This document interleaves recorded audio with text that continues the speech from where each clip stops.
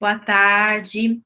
Queria agradecer a presença da doutora Thalita Trevisan, médica endocrinologista, especialista em diabetes, uma colega muito querida, que faz parte do nosso grupo de pesquisa. E essa é a primeira live do ano, né? Na verdade, é um webcast, a gente vai deixar gravado para as pessoas acessarem. E o assunto é um assunto muito importante, desafiador, que é o tema da hipoglicemia. Então, eu queria passar para a doutora Thalita se apresentar, se ela quiser falar mais alguma coisa, e perguntar primeiramente o que ela se preocupa nos atendimentos clínicos, o que é mais desafiador durante os atendimentos com relação a esse tema da hipoglicemia. Muito boa tarde, bom dia para quem está assistindo a gente em outro horário. Então, eu sou a Thalita, quero agradecer à doutora Mônica o convite. E hipoglicemia é um tema que eu consegui entender a grandeza dele não no consultório, porque como médica endocrinologista, eu consigo ajustar a dose de insulina dos meus pacientes para trazer segurança ou usar mais tecnologia. Mas a hora que o arroba diabetes tipo nada impossível, o perfil que eu administro no Instagram, ele traz o tema,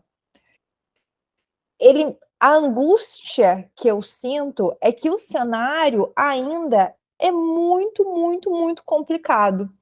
E se eu puder resumir em uma frase o tema hipoglicemia, com muita frequência, quando eu falo a respeito desse assunto, eu ouço a frase que eu nunca havia ouvido no meu consultório, que hipoglicemia é como se a alma estivesse deixando o corpo. Quando alguém fala isso, é um peso, é uma sensação tão negativa que me traz, que com certeza eu preciso, e eu percebi aí com a minha prática clínica, que eu preciso algumas vezes de apoio de profissionais da saúde mental no manejo de hipoglicemia. Não basta mudar a dose de insulina, a gente precisa mudar a percepção da pessoa e da família. E é por conta disso que a gente decidiu fazer essa discussão para vocês hoje, né, doutora Mônica? Sim, Thalita, esse ponto dessa frase, né, da alma sair do corpo, né, assim, o corpo ficar numa sensação, a pessoa, né, na verdade, numa sensação de total descontrole, eu acho que é o ponto mais impactante, que fica como não só um sofrimento, mas um medo, e aí o medo que gera uma ansiedade, e essa coisa fica registrada numa memória que é muito forte, né? Não é uma memória só de pensamento, porque quando a gente sabe que tem sintoma físico associado, né? E aí aquele post, né, que a Fernanda, minha filha, desenhou de a pessoa ter palpitação, coração acelerado, sensação de tremor, até mais uma sensação de tremor na hipoglicemia. O tremor de extremidade, ele existe, mas a agitação não existe tanto na hipoglicemia Sim. quanto existe na ansiedade, né? Mas a pessoa se sente fisicamente muito abalada. E quando vem essa memória, que é uma memória física, não é só uma memória de pensamento, de recordação, ela traz muito medo e muita ansiedade com relação a acontecer alguma coisa na hora ou num próximo momento. Então, essa é uma coisa que também me chamou muito a atenção, né? Eu não mexo com prescrição de insulina, eu vejo pacientes, recebo pacientes que estão sendo insulinizados pelos endocrinologistas, mas quando a gente fez um grupo que era de piloto de intervenção psicoeducativa na Unicamp durante o meu doutorado, me chamou muito a atenção, porque eu pensava, e eu nunca tinha refletido, eu tenho diabetes, sobre o meu próprio relacionamento com as minhas hipoglicemias. Mas me chamou muito a atenção porque eu pensava, a hipoglicemia, em teoria, é a coisa que a gente poderia ensinar mais fácil, né? Porque você corrige com tantas gramas, mas me chamou a atenção de pessoas muito veteranas, com muito muitos anos de diabetes, que tinham comportamentos muito, muito difíceis para lidar com a hipoglicemia. Ou de diminuir por conta própria a insulina, ou de comer demais antes do jantar, ou de desenvolver pensamento do tipo, eu vou morrer à noite e meu filho vai me encontrar de manhã morta. E isso ser um grande trauma. Então, a fantasia, né, não só o medo, mas assim, a cadeia de pensamento e de comportamento que isso vai gerando. E aí eu fiquei pensando assim, quando eu estava me preparando aqui para entrar com você, eu senti que eu estava assim com uma leve fraqueza, assim, eu não tinha nenhum sintoma. Fui verificar, minha glicemia estava 77, né? E aí eu não estava com hipoglicemia, mas a gente não sabe quanto tempo que a gente ia conversar, eu ainda não fiz minha refeição, eu fui lá e comi. Isso, hoje, nesse momento, foi uma coisa totalmente racional. Não me gerou nenhum sofrimento, até porque nem foi uma hipoglicemia. Mas muitas vezes, e aí eu queria que você falasse disso, porque se ela tivesse baixado muito rápido, se eu tivesse com uma glicemia muito alta de manhã e tivesse baixado muito rápido, provavelmente eu teria sentido alguma coisa, mesmo sem estar em hipoglicemia. E aí, será? Eu fiquei pensando nisso, né? Eu teria a mesma calma, esse mesmo sangue frio de ir lá sem sofrimento algum, comer o que eu queria comer para terminar meu trabalho. Porque a gente está falando de uma coisa que é o medo. E esse, né, Thalita? Então, a gente não está falando de uma coisa que é totalmente irracional, que está no nosso comando da razão o tempo inteiro, né? Com certeza, com certeza. E para algumas pessoas, talvez que estejam ouvindo a gente, pode falar, nossa, mas parece que o problema é tão maior do que realmente é. A gente entende essas pessoas que conseguem deixar muito racional, que era o que eu acreditava quando eu comecei a trabalhar com diabetes. Não, eu vou dar a prescrição, a gente vai achar se é 5, 8, 15, 20 gramas de carboidrato e isso está resolvido. Até chegar num ponto que eu tenho pacientes de acompanhamento de 5, 7 anos, que eu nunca presenciei uma hipoglicemia grave, eu vou falar sobre a classificação de hipo, mas nunca presenciei um quadro mais dramático, mas esta pessoa que pode ter tido a sensação semelhante a que você teve, doutora Mônica, ela quase que entra agora como endocrinologista, vou usar a palavra pânico, mas quase que entra em pânico ao ver um 78, um 82, um 90, às vezes com a tecnologia que tem a flecha para baixo, aonde que isso vai parar? Exato. E aí, mais um ponto dentro da sua fala que é muito importante, aqui levantando a bandeira do endocrinologista, que a gente precisa checar a glicemia.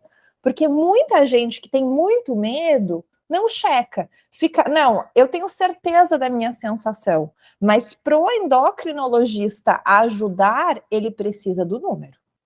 Então, falando em números, o que a gente precisa entender? Uma pessoa sem diabetes, quando chega na glicemia de 80, o corpo dela, sem diabetes novamente, para ou reduz a produção de insulina.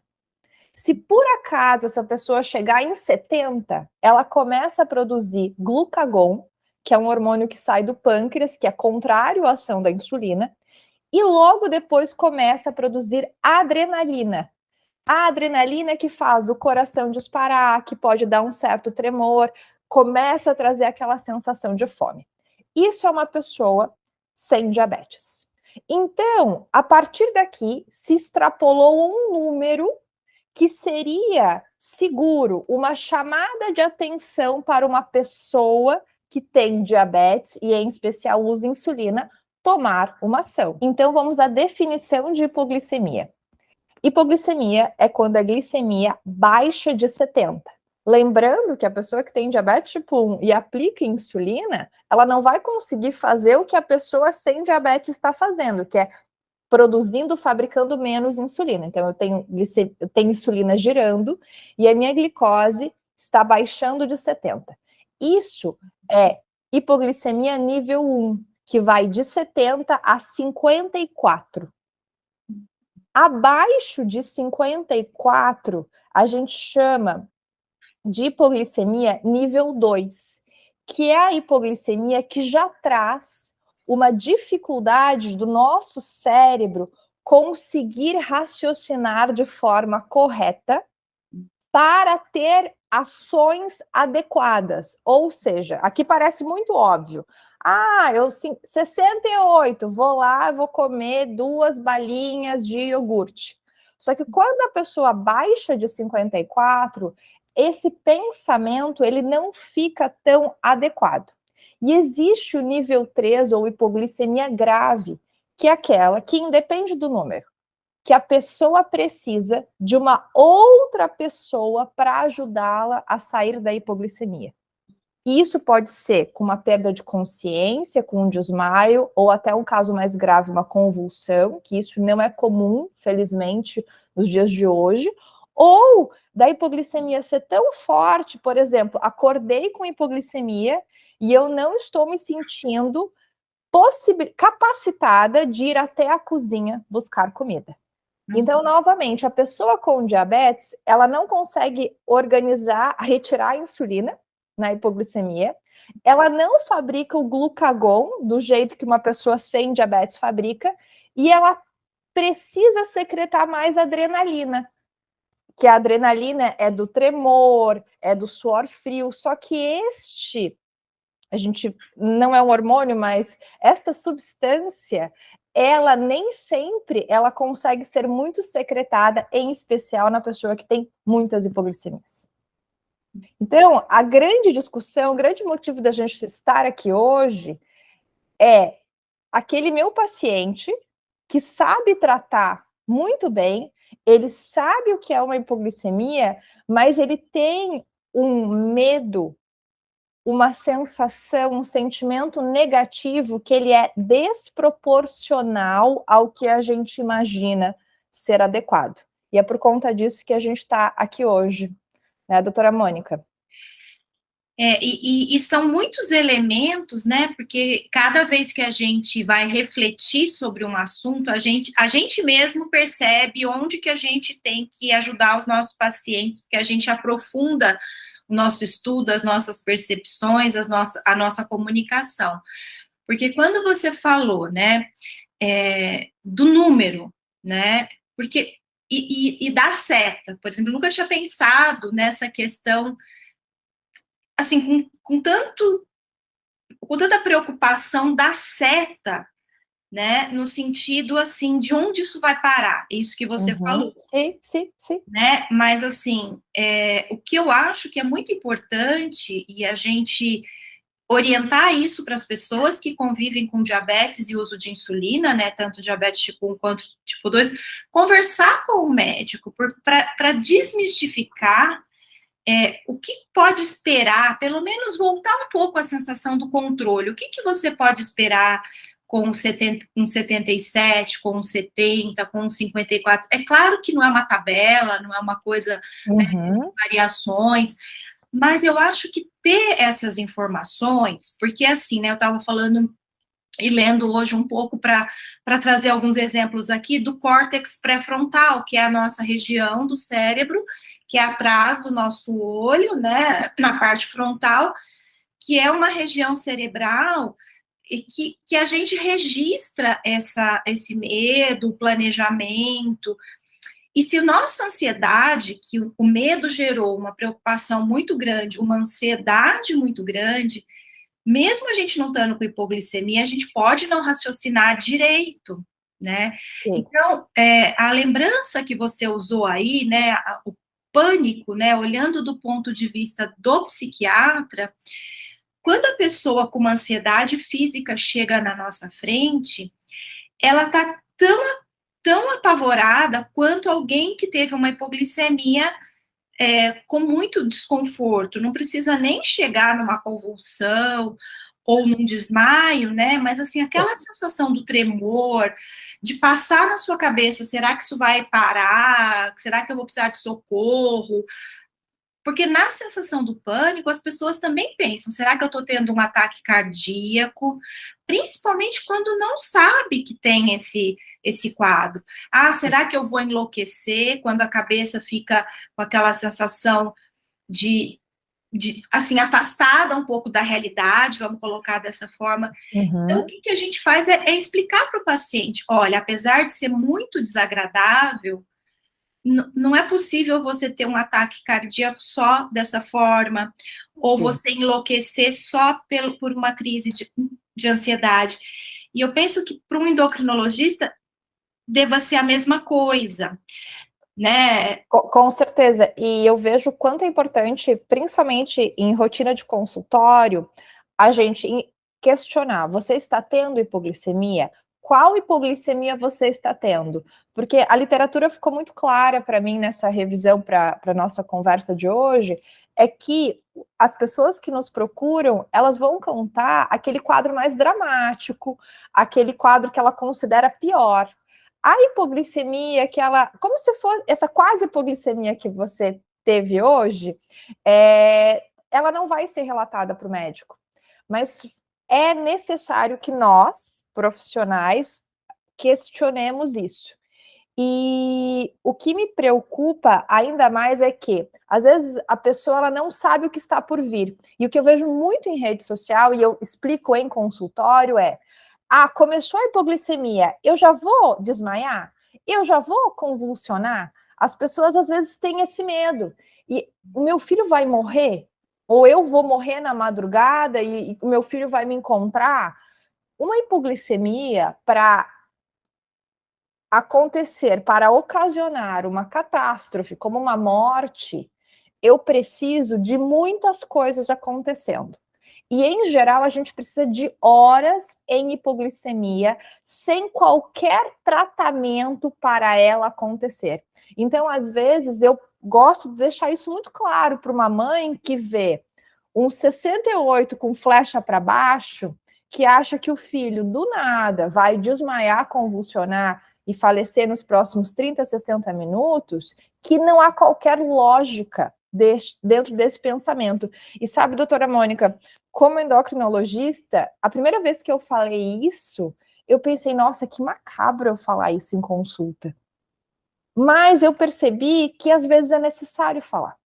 É necessário, porque isso evita fantasia, né, Thalita? Porque a gente não pode esquecer que as pessoas não são médicas, as pessoas não estudaram, elas vivem isso, mas elas não têm acesso a determinadas experiências e treinamentos que nós médicos, e que só vocês também que são da área, sabem as filigranas e os detalhes disso, né?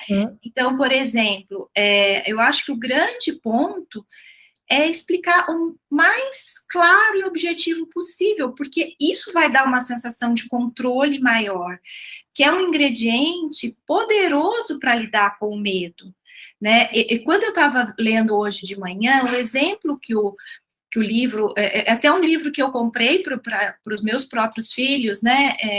Depois posso até passar, sobre desconstruir a ansiedade, e ele falava do Covid, né? Quando começou a sair os assuntos, que a gente ficava, não pode pôr a mão no rosto, e os estudos sabem que a gente põe a mão no rosto, a gente mexe no cabelo. Então a pessoa ficava, nossa, pus a mão no rosto, será que eu vou me contaminar? Então, um treinamento para você, ao invés de ter esse pensamento, você pensar, qual foi a última vez que eu lavei a minha mão? Então eu lavei há pouco tempo, eu não preciso ficar tão assustado. E aí, extrapolando para a questão da hipoglicemia, eu acho que é isso, né? A monitorização, ela é uma segurança. Que a partir do momento que você sabe que... Porque exatamente, se caiu muito rápido, a sensação física pode remeter a que você está entrando numa hipoglicemia com um número mais baixo. Mas não significa que você está. Então, você tem que checar, né? Sim, com certeza. É muito difícil trabalhar sem checagens dentro de um consultório endocrinológico. E a gente traz segurança com elas, mas o grande ponto que eu me preocupo aqui para essa discussão é que a gente entra ainda para o paciente que está, para a pessoa que está checando, naquele círculo do medo excessivo. Que aí, como endocrinologista, eu começo a ver sinais. Como? Começou a reduzir a dose de insulina antes da refeição. Sabe que 3 unidades vai dar muito certo. Começa a criar histórias para aplicar 2. E quem sabe até não aplicar. Ou ontem eu consultei uma adolescente minha que a mãe começou a perceber que uma colher a mais de arroz vinha para o prato. Então contava, fazia a dose certinha, esperava os 20 minutos para comer, mas de repente uma colher a mais vinha para o prato. E aí, às vezes, a gente está querendo mudar a dose de insulina ou ajustar comportamento, mas no final das contas, esta pessoa está tendo essa modificação de conduta por receio que possa cair. A sensação estranha não checada. E outro comportamento que a gente vê em consultório, às vezes, é a checagem obsessiva. Tem os não checadores que confiam na sensação, e tem aqueles pacientes que, às vezes, num período de 1 hora, checaram 6 vezes a glicemia. E não é um escaneamento de Libre, é furar o dedo. E a gente fala assim, mas meu Deus do céu, o que eu consigo fazer com 6 checagens? Uma checagem a cada 10 minutos. Do ponto de vista endocrinológico, é um momento que eu tenho certeza que a gente conversa ensinação de insulina, revisa a dose, não, organizei. Eu, como endocrinologista, não consegui mudar isso, sobe uma bandeirinha que eu preciso de ajuda de profissionais de saúde mental. Thalita, e eu acho que essa atenção a comportamentos é um ponto, assim, muito importante para os endocrinologistas, né, porque eu acho que a gente vai falar aqui nessa live da importância de levar qualquer dúvida para o endocrinologista, para o psicólogo, para o psiquiatra, para o nutricionista, para todos os profissionais, porque você vai colocar isso em perspectiva, que é outra coisa que ajuda a lidar com o medo, mas é outro dado curioso de literatura. Mesmo com esse sofrimento grande que a hipoglicemia traz, muitas pessoas não falam, não usam. Então, aquele assunto que a gente conversou em muitas ocasiões aí, da pessoa ter não vamos nem dar o nome em inglês, ela ter um diário ali, que seria um relato da convivência com diabetes, né, para levar para o endocrinologista para falar sobre isso que está acontecendo, né? Então eu estou pondo uma colher a mais. Nesse caso, talvez a adolescente estava com tanto medo ou virou tão automático que nem percebeu. Por sorte, a mãe percebeu e levou isso para você. Sim. Mas vamos imaginar que a mãe não percebesse, ou que essa garota comesse na escola. Sim. Né? Então, eu acho que dos objetivos muito importantes dessa live, desse webcast, é exatamente isso. Qualquer dúvida, conversa. Fala com a equipe, porque aí a gente fala, não, isso daqui, essa preocupação, ela está dentro do que é razoável, de proteção, de medo, de cuidado, mas não precisa se overproteger, né? Porque aí são os dois extremos, né? Eu acho que é isso que você falou, a pessoa nunca checar e só confiar na sensação, porque eu acho que é importante a gente se conhecer a sensação, a fitinha acabou, não deu tempo, você tem que, né? Mas, assim, você tem que também ter um bom senso, né? Então, qual que é a pessoa vai se machucar furando tanto o dedo, não vai ter utilidade essas checagens para tomar uma ação, né? Vai ter um gasto aí desnecessário. Então, eu acho que é isso, porque é muito nosso papel é educar, né? A gente faz educação na medicina o tempo inteiro, né? Para tranquilizar a pessoa, né? Acho que é um pouco isso que você falou. E a literatura mostra isso. Antes da pessoa conversar, a pessoa já faz o comportamento compensatório, porque o medo é tão grande que ela vai lá e come demais, ou deixa de aplicar, ou aplica menos. E o diálogo é mental, é com a pessoa mesma. Então, trazer esse diálogo para o profissional, não ficar sozinho ali rebobinando quando a ansiedade está muito grande. E falando nisso, agora eu lembrei de um outro caso do consultório, mas que eu gosto muito da frase que diabetes é um diagnóstico familiar. E às vezes a pessoa em si com diabetes, que é uma criança, ela não tem noção disso.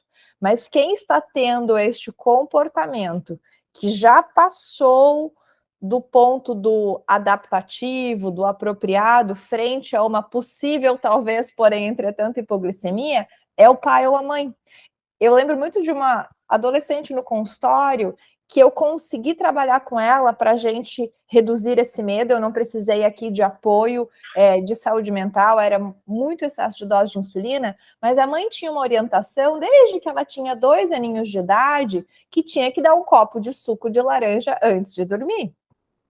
E aí a gente entra num embate em consulta de uma mãe que recebe uma orientação, porque algum momento lá, há 13 anos atrás, viveu um acontecimento que deve ter sido muito triste, assustador, só que isso ficou na cabeça da mãe. E a minha adolescente me questionando e questionando a mãe em consulta. Então, às vezes, esta conversa que a gente está tendo não é necessariamente para a pessoa com o diabetes, mas para o marido, para o pai, para a mãe, para a avó. Às vezes, essa pessoa também precisa de ajuda para não ter um medo um pouco maior do que o necessário ou do que a gente considera adequado dentro desse cenário da possível hipoglicemia. Né, doutora Mônica? Sim, e até o instrumento que a gente usa para avaliar a confiança, né, da pessoa em relação a manejar, tem um item lá que é exatamente para o acompanhante, né, seja o pai, a mãe, no caso é o marido, mas assim, sim, que a gente pode extrapolar para tudo isso, até mesmo para uma professora, né? Porque muitas vezes a pessoa não tem informação, nunca leu sobre isso, não conhece ninguém sobre isso, e a pessoa tem muito medo. Né? Um coleguinha pode ficar muito assustado. Assim, eu acho que a informação, ela é muito tranquilizadora. Então, sim, por mais que a gente tenha que dar detalhes, né, alguns psiquiatras, alguns profissionais, de uma maneira geral, falam, se você for explicando todos os efeitos colaterais de uma medicação, provavelmente a pessoa não vai tomar. Eu sou profissional que não acredito nisso. Eu explico os mais frequentes, os raríssimos, porque eu acho que a pessoa... E me coloco à disposição. Sim. E eu acho que também você falar muita informação técnica, a pessoa tem um tempo para assimilar aquilo. Né? Mas eu acho importante porque a pessoa, ela vai lembrar. Ela falou que isso daqui é muito raro, nunca viu numa carreira de 25 anos acontecer. Sim. Porque, assim, eu tenho uma amostra pequena, né? Não sou endocrinologista, mas dos meus pacientes, que eu estou lembrando agora, apenas um paciente teve uma convulsão, quando, assim, há 20 anos atrás, quando era uma outra realidade do diabetes. Então, assim, essas pessoas que têm os comportamentos compensatórios, que eu vejo e ajudo a tratar, eu não estou falando de pessoas que já bateram o carro, que desmaiaram, é isso que você falou, porque a gente vê na literatura exatamente quanto mais traumático uma situação, mais assusta e maior é a ansiedade de uma ocorrência futura. Mas você vê que a gente, às vezes, pega pacientes que nunca tiveram uma coisa, um fecho tão grave, que conseguiram ali pegar um suco, pegar uma bala, e nem tiveram tanta esses sintomas tão evidentes, né? Mas a cabeça tá ali. ruminando e funcionando para o lado do medo, né? Com certeza, aqui dentro da minha prática clínica, eu praticamente só trabalho com diabetes tipo 1, eu vou falar que eu tenho 0,5% de pacientes que tiveram hipoglicemias graves, com perda de consciência, mas todas tiveram explicação. Tem uma publicação que eu li há muito tempo que falava que para um avião cair, a gente precisa de 7 erros. Para uma hipoglicemia grave acontecer, ele faz essa comparação, a gente precisa de 7 erros. E os 2 eventos que eu lembro agora, que foram eventos que eu parei e falei assim, meu Deus do céu, o que aconteceu para isso ter virado uma hipoglicemia com perda de consciência e convulsão? Eu encontrei os 7 erros. Sim. Certo? E aí, quando a gente pensa em pessoas que não vivem isso, que é 99,5% do meu consultório, mas eu posso colocar ali uns 8, 10% da minha prática de pessoas que têm muito medo, e eu olho o download de 90 dias, o download da bomba de insulina, 0% de hipoglicemias, 0% de valores abaixo de 70. E aí, como endocrinologista, é a hora que eu acho que esse é o momento para o colega que está nos assistindo parar e pensar, poxa vida, tem alguma coisa errada aqui. E a parte boa da nossa vida é que a gente tem um diagnóstico crônico, a gente vai ver o paciente mais vezes, então isso talvez não vai ser na primeira vez que eu vou conseguir abordar esse assunto, mas a gente vai aos poucos perguntando. Para eu indicar uma paciente minha para a doutora Mônica, eu fiquei mais de ano pensando, será que não é um comportamento aqui? Será que a gente não pode? Será que a gente vai para uma bomba de insulina? Então, ninguém imagina que esse seja um diagnóstico simples de ser feito. Diabetes extremamente complexo, insulinização também. Mas a grande ideia é, talvez, abrir um pouco mais o olhar do profissional e, quem sabe, uma mãe, um adulto que tenha diabetes tipo 1, que se vê dentro desse medo gigantesco, que olhe lá o Libre e veja 0% de hipoglicemia, pensar, eu acho que eu preciso de ajuda. E você tocou num ponto que eu acho que é muito importante, do relacionamento dos clínicos, médicos clínicos, endocrinologistas, com os psiquiatras, porque o psiquiatra, a não ser que você tivesse um paciente com uma comorbidade, não, é um paciente que tem depressão crônica, um paciente que tem uma bipolaridade, o psiquiatra naturalmente faria parte, mas nesse caso que a gente está falando de coisas mais psicológicas, é esperado que o endocrinologista, né, esteja preparado para fazer esses questionamentos. Está na hora que eu esgotei os meus recursos, porque aí é uma habilidade que um outro profissional de saúde mental tem mais refinada. E hipoglicemia, por incrível que pareça, vem misturado. Eu acho que é isso. A hipoglicemia parece tão banal, parece tão...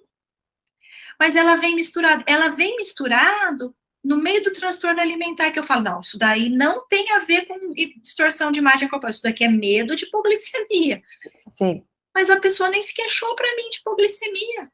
E eu achei, e isso é muito importante, que 2 publicações recentes, uma de 2022, de uma revista de neurologia, a doutora Mônica, que falava que o medo de hipoglicemia, ele é tão presente quanto o medo de uma complicação ocular, renal, de uma amputação. A hora que eu li isso, eu pensei, meu Deus do céu, realmente eu não tinha noção da gravidade ou da intensidade deste tema. Sim. Eu acho que a gente pode, se tiver bastante interação e pergunta, fazer outros de hipoglicemia específicos, né? A gente pode deixar isso à disposição. Mas, assim, eu queria até que você falasse como sua mensagem final, não sei se tem algum tópico que você ainda precise abordar ali do nosso resumo.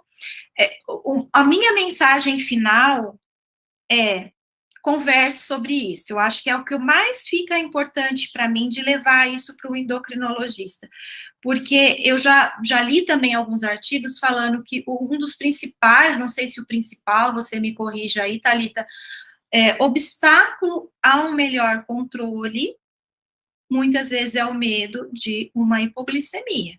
Então, é essa colher a mais que não faz muito sentido, porque o que faz sentido? Eu tô com fome, eu ponho uma colher a mais e aplico mais insulina, ajusto a minha insulina. Eu estou com vontade, eu vou lá e como a coisa e planejo a insulina. Agora, você colocar uma colher a mais de uma coisa que talvez você nem queira ou nem goste, por um medo imaginário, e ficar ali naquela solidão, eu acho assim, de um sofrimento, de uma. Então, a minha mensagem final seria isso: leva isso para uma conversa, não fique com isso isoladamente, solitariamente na sua cabeça. Seja uma pessoa com diabetes, seja um familiar, um amigo, quem está perto, está sofrendo ali, com medo daquela pessoa passar mal. Minha mensagem, então, é não ficar solitário. Queria passar aí para você, te agradecer muito e que você deixe a sua mensagem. E se você tiver disponível, aí depois que a gente editar o webcast, a gente vai passando para as pessoas poderem assistir a hora que elas puderem. E a gente está à disposição, né, para perguntas, interações e futuras gravações, né? Com certeza, doutora Mônica. Essa conversa ela pode ter mais ramos, vamos falar assim, mais braços. Muito feliz de compartilhar do seu tempo, do seu conhecimento. E como endocrinologista, eu sempre gosto de lembrar que a gente pode viver uma vida feliz e saudável longe de hipoglicemias. De vez em quando, claro, quem usa insulina vai acontecer de chegar próximo aos 70, próximo aos 60, mas isso é manejável. Se você não consegue administrar isso, você precisa parar e discutir com o seu médico. O que a doutora Mônica falou, discutir o que está acontecendo. A gente pode viver uma vida longe das hipoglicemias, mas se você não está conseguindo viver, a primeira coisa a ser feita é conversar com o seu endocrinologista e avaliar a possibilidade de você ter ajuda de um profissional de saúde mental. O endocrinologista não vai dar conta de toda a organização que é necessária para algumas pessoas. Algumas poucas pessoas, mas é para isso que existe a equipe multidisciplinar. Acho que foi uma conversa maravilhosa, doutora Mônica, e vamos nos organizar para mais momentos como esse. Talvez o tópico hipoglicemia com certeza vai se repetir, mas outros tópicos também. Então, tá bom, Thalita. Obrigada para todo mundo que está ouvindo a gente e vamos estar à disposição aí para vocês, para outras situações. Um abraço. Tchau, tchau. Tchau, tchau.